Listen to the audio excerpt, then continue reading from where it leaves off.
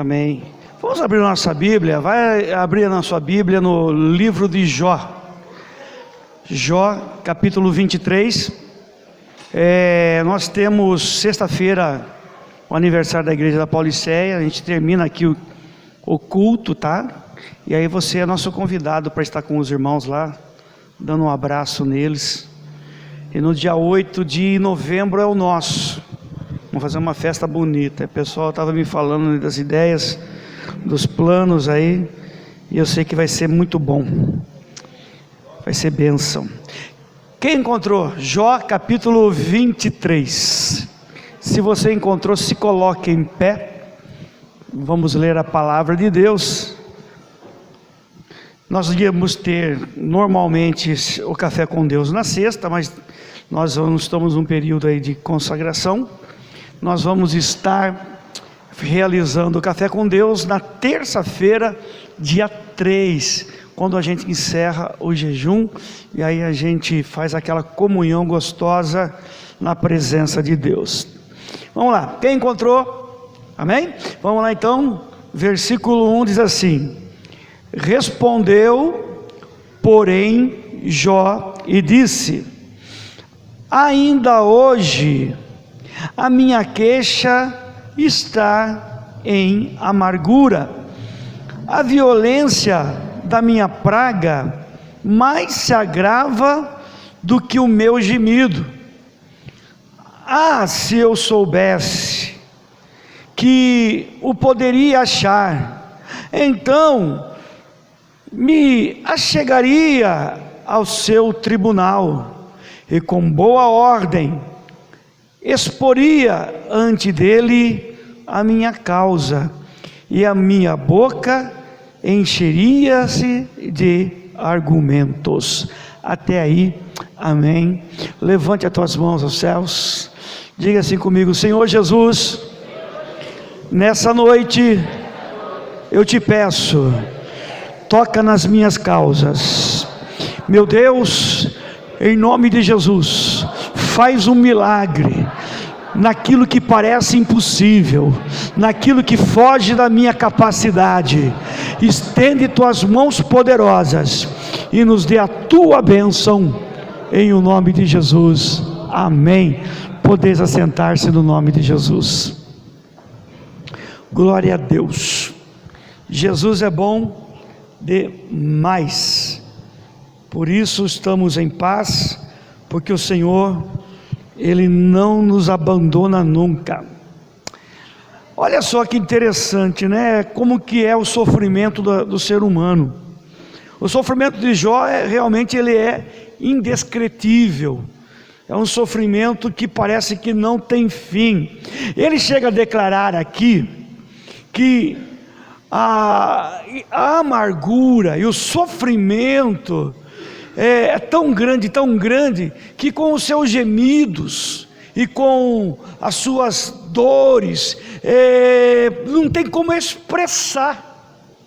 A dor é tão grande, o gemido é intenso, é constante, é dia e é noite, sem parar, e ele diz: mas o meu gemido não consegue expressar a dor que eu estou sentindo. Por quê? Porque Jó, ele está sentindo-se sozinho, ele está ainda cercado por, entre aspas, amigos, que tem amigo que não é amigo, tem amigo que se passa por amigo, e na realidade ele está desejando ver a tua ruína. Olha só, Jó, ele já estava numa situação muito difícil, enfermo, perdeu 10 filhos, ficou pobre, a sua mulher se revoltou contra ele e contra Deus, e ele estava sentindo a ausência de Deus. E para piorar, aqueles amigos estavam agora o acusando, dizendo: Jó, você está sofrendo porque você é pecador, é por causa do seu pecado, é por causa do seu erro, você merece ser agora sofredor. Você merece. Eles não tinham uma palavra de consolo, eles não tinham uma palavra de apoio, aquela palavra que diz: não, calma, vai dar tudo certo, Deus é por você, Deus ele vai se compadecer da sua vida. Não, a palavra deles agora era uma palavra agora acusatória, apontavam o dedo e diziam: você é o culpado, você deixou que isso acontecesse contigo. Era a percepção humana, o pensamento humano que estava agora acontecendo naquele momento, naquele julgamento. Mas se a gente parar para analisar o livro de Jó, e a gente for lá no capítulo 13, tem como colocar para mim aí? Eu vou aproveitar aqui, e o versículo 15, leia comigo aqui, Jó 13, 15, vamos ver como estava o pensamento de Jó no meio da sua luta e da sua batalha, porque o pensamento nosso vale muito na hora da batalha. No meu pensamento e o teu pensamento diz realmente como é que a nossa batalha vai terminar, porque a palavra do Senhor diz que na maneira como eu penso, eu imagino, assim será a minha vida. Olha o pensamento de Jó, que interessante. Embora ele me mate, estava falando de Deus, embora que Deus nem que Deus me mate, ainda assim esperarei nele. Eu não vou perder a confiança nele, porque às vezes, meu irmão, é isso que acontece, a gente perde a confiança em Deus, a gente perde a confiança na promessa de Deus.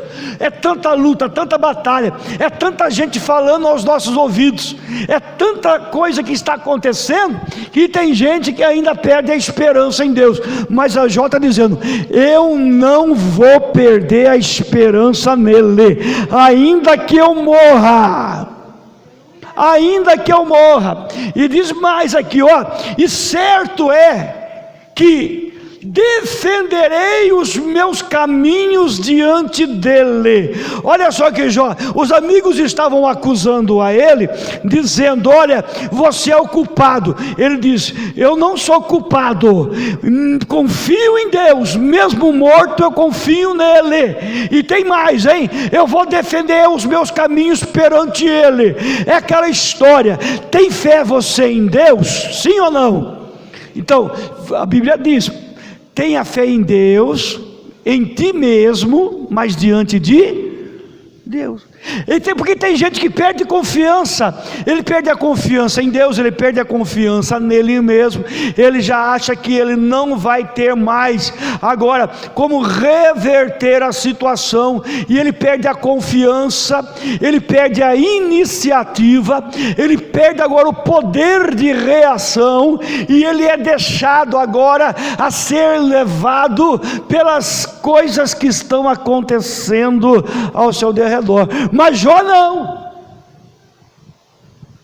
estava doente, podre, estava com uma dor terrível emocional, perdeu 10 filhos, não tem como expressar a dor da perda de um filho. Diz aí um filósofo: olha, quando um homem perde a esposa, ele fica viúvo, e a mulher, quando perde o esposo, ela fica viúva, e quando o filho perde o pai ou a mãe, ele se torna órfão. Mas quando o pai perde um filho, não tem nome. É por isso que ele diz: olha, não tem como expressar a dor que eu estou sentindo, o meu gemido não é suficiente. Mas ele diz: mas com tudo isso, com todas essas coisas que estão me acontecendo, eu não vou perder a confiança nele, e eu sei em quem eu tenho crido. Eu sei o Deus que eu sirvo, e eu sei que a minha fé não é vã. Diga para o teu irmão: apesar da luta, a tua fé não é vã não, viu? Não, a tua fé, meu irmão, a tua fé é uma fé vitoriosa. É uma fé que desafia agora as coisas sobrenaturais. É uma fé que é capaz, conforme o Senhor Jesus diz, que quando ela é pronunciada, quando ela é profetizada, Ele diz o seguinte: ó, se tiverdes fé do tamanho de um grão de mostarda, e falar e profetizar para aquele monte passar daqui para colar, esse monte vai se transportar, porque não há nada impossível para o poder da fé. Jesus cura, Jesus liberta, Jesus salva, Jesus restaura, Jesus restitui os anos perdidos, porque Ele tem poder para todas as coisas, aleluia. Céu, terra e mar, não tem quem possa impedir o agir de Deus quando eu creio. Fica firme aí no seu propósito. Jó, veja só, coitadinho, ele estava cheio de problemas externos, e eu gosto muito, 2 Coríntios, capítulo 4, ela vai colocar ali para você acompanhar comigo, para mim não ficar só eu citando. 2 Coríntios capítulo 4, versículo 16, diz assim, põe lá minha querida, 16, isso, por isso não desanimamos. Diga para o teu irmão, não desanime. Ei, quer ver a justiça de Deus se manifestar na tua vida? Não desanime. Embora exteriormente, aparentemente, quem está nos vendo, estejamos a nos desgastar-nos, às vezes estamos desgastados, exteriormente, até mesmo o semblante, ele está com o semblante cansado, é luta, é batalha, é pessoas falando, como os amigos de Jó estavam falando na cara dele, que ele era pecador, e estava sofrendo isso, mas, olha só, interiormente, aqui dentro, no meu íntimo, no meu ser, no meu coração, estamos sendo renovados dia após dia. É a esperança que não acaba, por causa da palavra de Deus que é ministrada em nossos corações. Muda para o 17, por favor. Versículo 17.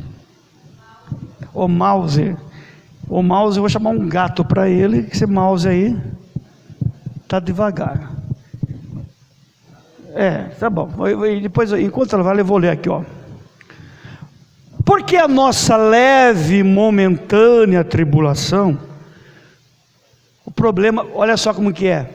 Jó, ele fala aqui, a mão de Deus estava pesada sobre ele. Mas aqui, Paulo diz que a nossa fé, a nossa luta é leve e momentânea, pois os nossos sofrimentos leves e momentâneos estão produzindo para nós uma glória eterna.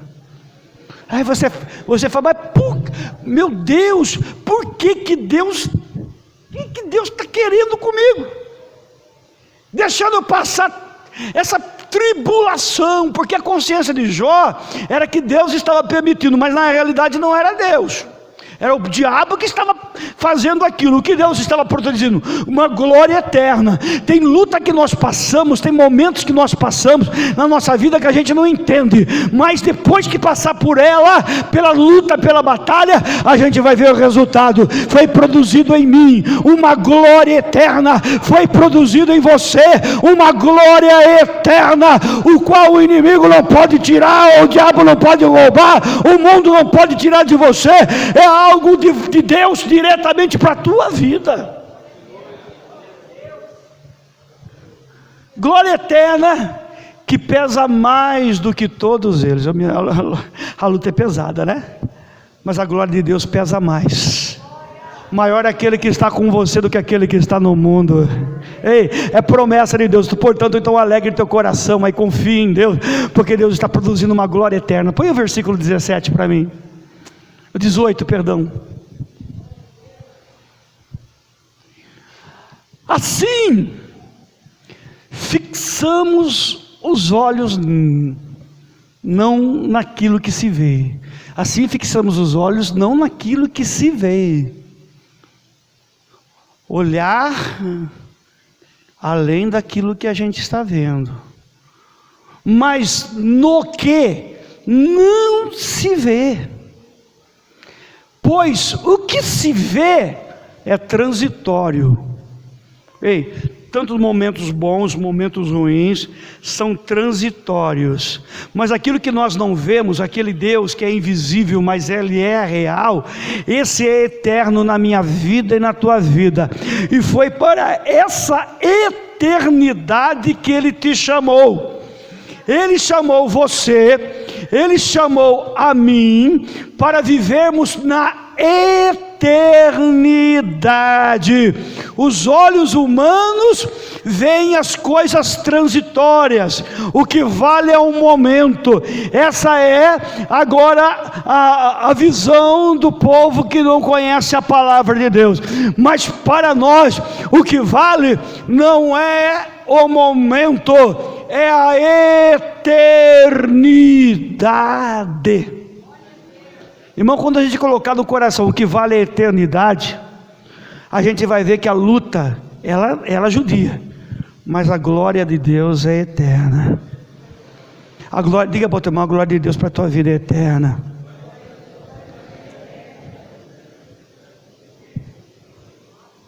E aí parece que parecia que ele não estava conseguindo ver Deus, porque há momentos na vida que parece que a gente não está conseguindo ver Deus. A gente não está visualizando. É tanta luta. Ele fala aqui no versículo 3, olha, se eu soubesse aonde eu poderia o achar, se eu soubesse aonde é o seu tribunal, pode tirar. Se eu soubesse aonde é o seu tribunal, se eu soubesse aonde é a sua casa, aonde está a sua glória, eu chegaria até lá e exporia ante a Ele a minha causa. É isso que nós estamos fazendo aqui nessa noite. Porque Jó parecia que está desnorteado. Ele falou assim, eu não perdi a fé, mas parece que eu estou meio que... Eu preciso encontrar Deus. Diga para o teu irmão, nós precisamos encontrar Deus. Ei, acabar com o sofrimento é encontrar Deus. E Jó, de tanto buscar a Deus, ele encontrou. Jeremias diz, olha, Jeremias 29 diz, olha, buscar-me-eis e me achareis quando me buscarem de todo o vosso coração. A Bíblia diz que nós procuramos a Deus e Ele será achado de nós. Meu irmão, você precisa buscar a Deus. O salmista diz, é bom para mim buscar a Deus. O que é que você tem buscado? Pastor, eu tenho buscado justiça. Se você tem buscado justiça, amém, porque o Senhor diz, bem-aventurado aqueles que têm fome e sede de justiça, porque eles serão saciados. Mas que tipo de justiça nós queremos? Que tipo de justiça você quer? Porque às vezes na carne velha quer justiça, aquela justiça, irmão, de fazer o sangue jorrar. Mas a justiça de Deus é diferente. A justiça de Deus diz, olha, orar por aquele que vos persegue. A justiça de Deus. Parece que buscar a Deus fica uma coisa difícil. Jó estava com o coração cheio de amargura, ainda tinha os amigos dele falando aquilo para ele. Interessante que Jó não foi procurar os amigos. coisa que a gente não procura, o inimigo envia. Sim ou não? Tem momento que o diabo envia, irmão. Você está lá na sua, de boa, servindo a Deus, com os seus problemas, com as suas crises, com as suas dificuldades, porque todo mundo tem. Aí o diabo envia pessoas para poder deixar você mais ainda para baixo. Ele diz assim no versículo 2: até agora me queixo com amargura, a mão dele é pesada, a despeito do meu gemido, e tão somente se eu soubesse aonde encontrá-lo, e como ir à sua habitação. A minha versão, a outra versão diz tribunal. Irmão, quero dizer uma coisa para você: é aqui que Deus julga as nossas causas, é na habitação do Altíssimo, na sombra do Onipotente. É aqui que Deus transforma, é aqui que Deus julga a nossa causa, é aqui que Ele fala conosco, é aqui que Ele nos orienta, é aqui que Ele bate o martelo, é aqui que Ele dá ordem a seus anjos, é aqui que Ele dá ordem para que nós venhamos a ser agora transformados, ser agora renovados. O que nós não podemos perder em nossa luta, em nossa batalha, é agora a nossa consciência, boa consciência. Diga para o irmão, não perca a consciência. O que é boa consciência? É aquela consciência da mente de Cristo. Você está me entendendo? Você vem para a igreja, Deus começa a tocar na tua vida, Deus começa a mudar a tua mente, os teus pensamentos, você começa a se encaixar. Domingo de manhã eu estava pregando na sede, e eu estava falando sobre sintonia com Deus, sintonizar com Deus. Você já pegou o rádio e deixou ele meio fora, aqueles rádios de ponteira, você deixa meio fora de estação, o digital é mais complicado, tem a memória, você aperta ali, mas também dá para deixar, você deixa lá um pontinho para cá, um pontinho para lá, e começa a ter interferência, sim ou não? Começa a entrar outra estação, está fora de sintonia. Eu tenho que estar sintonizado com a mente de Cristo, eu tenho que ser exato, eu tenho que, como preguei outro dia aqui, eu tenho que estar alinhado com a mente de Deus, com a vontade de Deus, porque a vontade de Deus é boa, é perfeita e agradável, e a nossa não é mais. Era lá no jardim do Éden, quando Adão e Eva viviam com Deus, passou dali, a mente deles mudaram, já não é tão bom, tem momentos bons, momentos ruins, mas quando a minha mente, a tua mente está alinhada com a mente de Cristo, eu tenho a boa consciência, eu sei de quem eu sou, eu sei a quem eu sirvo, eu sei quem é o meu Deus, eu estou alinhado com Ele. Aí Pedro diz, é aí que nós temos confiança nele, porque eu sei que Ele me ouve, e eu sei que quando Ele me ouve, Ele cumpre o desejo do meu coração. Aleluia. Tem gente que está fora de sintonia, está entrando em interferência,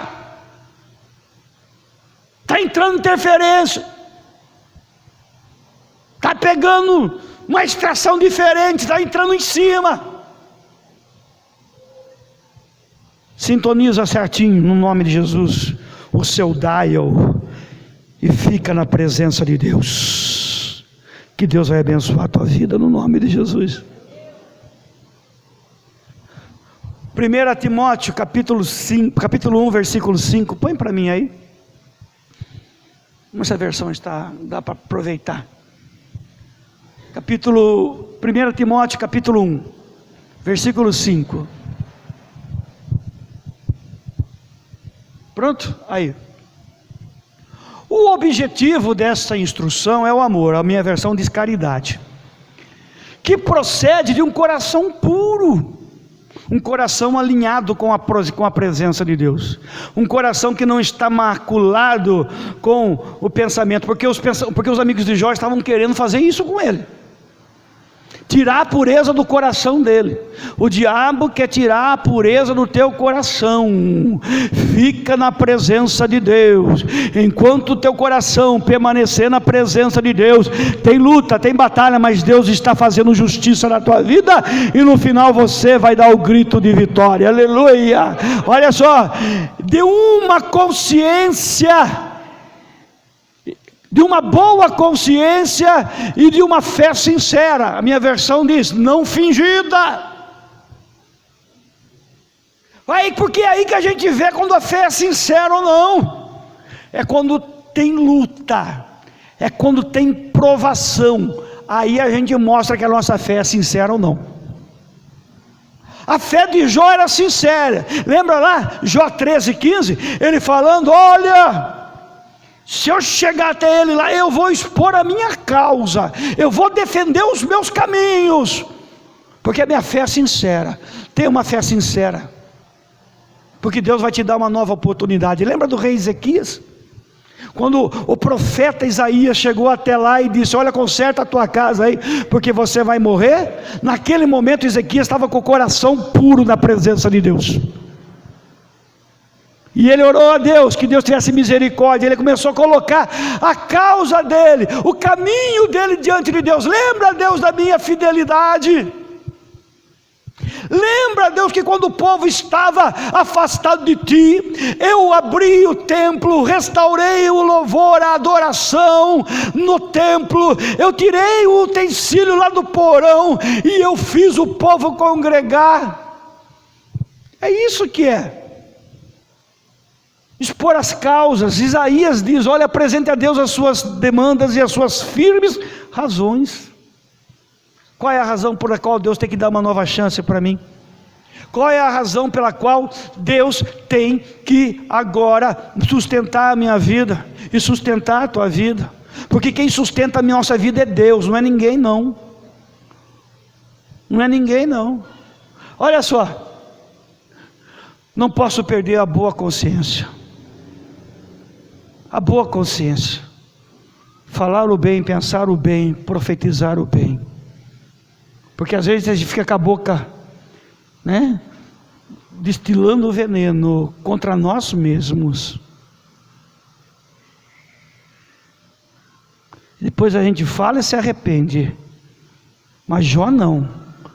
Jó, ele estava só firmado com uma boa consciência. Eu sei em quem eu tenho crido, eu sei que meu Deus, Ele me ouve, e eu sei que eu não sou do jeito que vocês estão falando.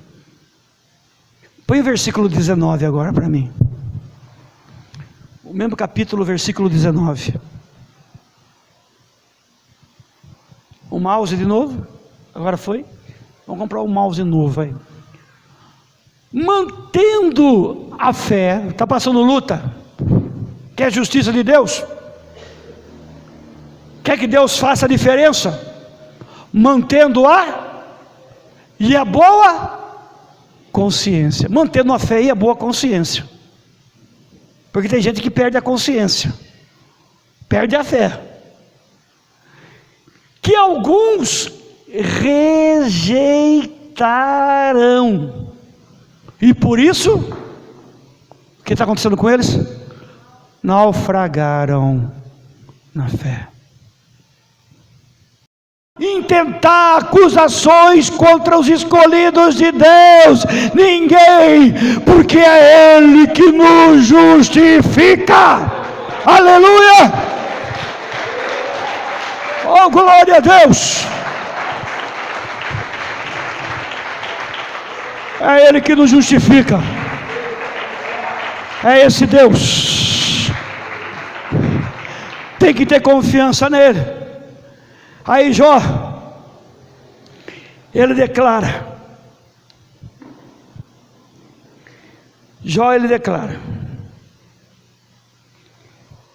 que a soberania de Deus é intocável.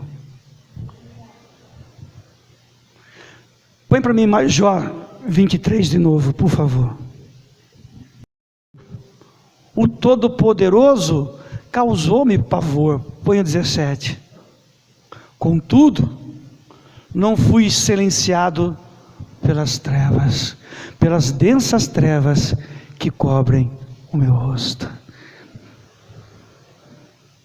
Eu não vou deixar de orar, eu não vou deixar de clamar.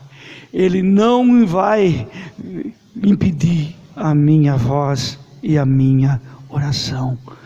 O que está impedindo a tua oração? O que está impedindo a tua fé? O que está impedindo aí que você profetize? Não deixe as trevas dominarem. Por dentro o Espírito Santo de Deus está te renovando, te fortalecendo para uma glória eterna, e o nome dele vai ser glorificado, e você vai ser bem-aventurado em o nome de Jesus. Amém. Vamos aplaudir o nome do Senhor Jesus.